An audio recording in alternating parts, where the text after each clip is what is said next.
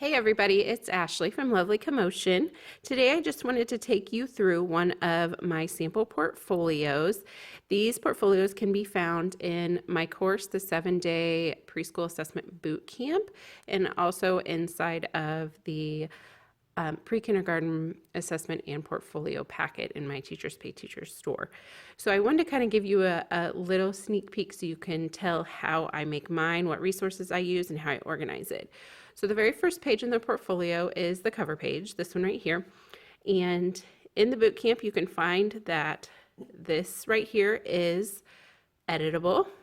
So you can, if you call it something other than pre-kindergarten, preschool, whatever it is, you can put it right in there. And then also the created by, you can add a student's name there.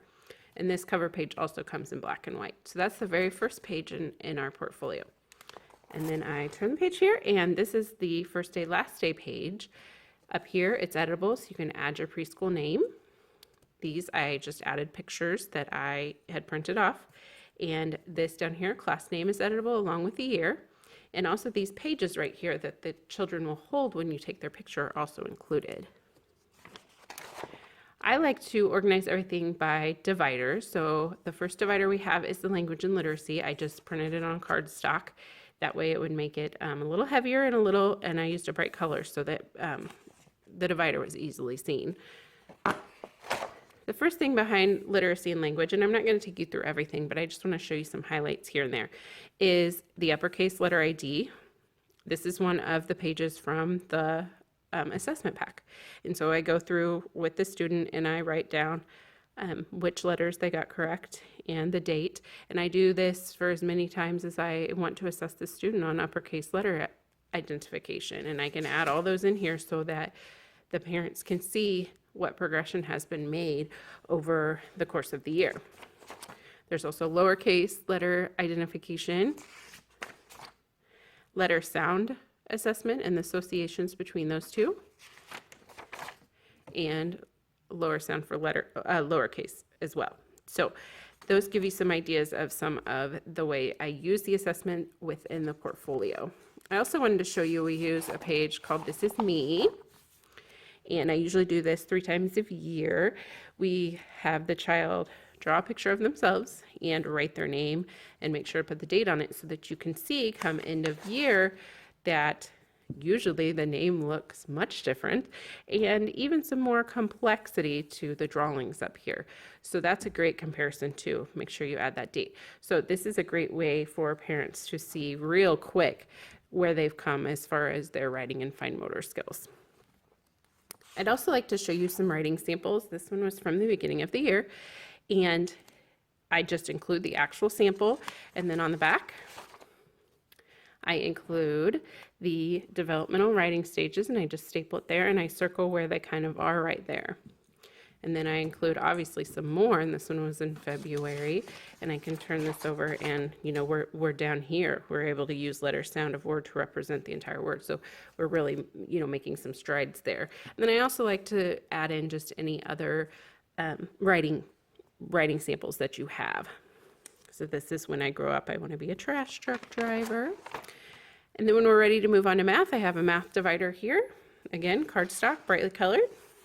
First math thing that we're going to look at is identifying numerals. Here is just an easy place for me to mark which numerals they knew. 3 testing sessions are here. If you are using my boot camp, these will be editable for you to change if you need to change them. Also, I put in a work sample. Here's a work sample of I can write to 10, and this was done just in April, and so you can see which letters they're able to form correctly and which letters maybe we need more practice on.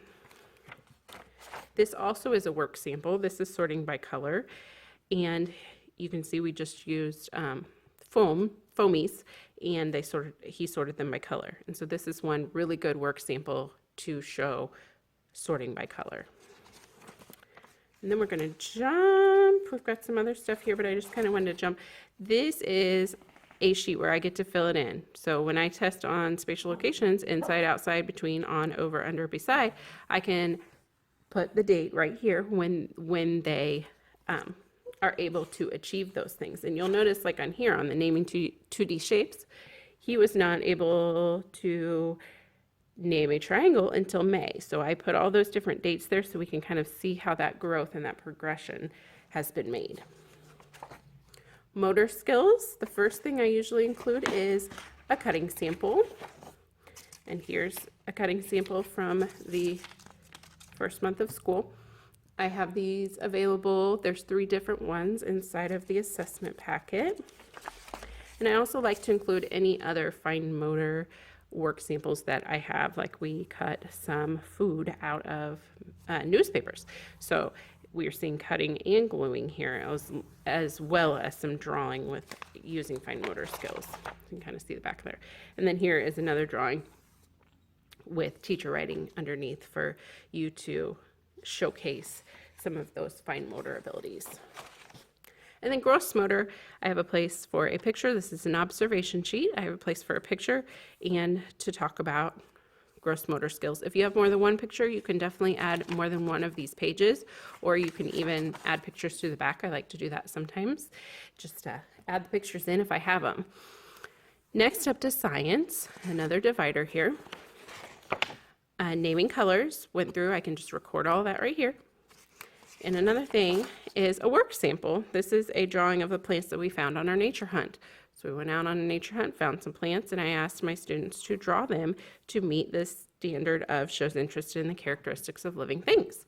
So that's an easy way to bring science into your portfolio and make it a work sample rather than just an observation. Social emotional, I wanted to show you a couple things in here. Knowledge of self, I just go right on down and I check mark those ones that we were able to do, and I put the date next to them. I also do some pure observation sheets where I just write. Displays persistence is one of these approaches to learning. So I wrote, when things get hard for Reese, he usually keeps trying or asks for help. When working on the letter E in his name, he worked and did not stop until he was able to form the letter. So I really tried to document a time where these approaches to learning were happening so that I can really kind of paint a picture for parents and for any other educators that might be seeing this portfolio, kind of their learning styles, how they approach this learning. So I like to do that with observations. Here's just another sample of that, of taking initiative and showing confidence. I like to just add in my notes there. And then approaches to learning creativity. I have a picture here. I haven't gotten this one finished. And I will add down below, a blurb about creativity, what I see in Reese as far as being creative in the classroom, add the name and the date. So there are different portfolio documents that serve different purposes. This one right here is a photo and an observation in itself, whereas this is just an observation. Okay, the last section here is learning through play. This is an optional section of the portfolio, but since we are a play-based center where I am, I love adding this in. And the reason is because many times my kiddos do not go home with anything in the backpack that supports what they're learning. We don't do worksheets. We do art, process art. So a lot of times that will go home, but they aren't always seeing all the amazing things that they are learning through centers. So I really want to make that very visual for them. And so I've made a page for every center. Up here it just says Learning Through Play, Block Center. And down here at the bottom, it gives some things that they will be learning when they're in the block center. And then I like to add pictures to this so that they can really see that there is some amazing learning happening here, and it didn't have to come home on a worksheet.